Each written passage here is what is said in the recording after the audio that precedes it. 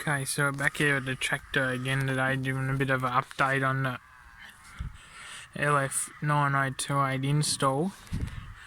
Noticed a little bit of an issue because this is on the outside of the tractor and it's stored outside.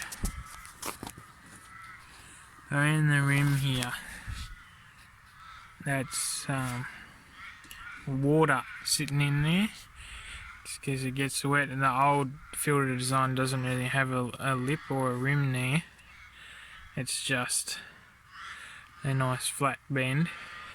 You can already see in the corner there, the top of the filter started to rust a little bit.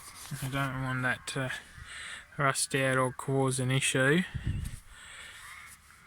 So what my wife suggested maybe I do is I'll clean the top of this off, get the water out, make sure it's all dry, and then put a bit of silicone around the top of the filter,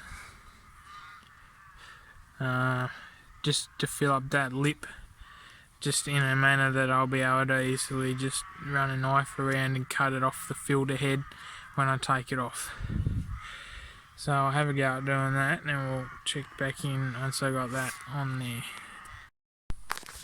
Okay, so I got that silicone on there, just filling up that little rim around the top, so it'll stop the water sitting in there against the metal and rusting it away anyway.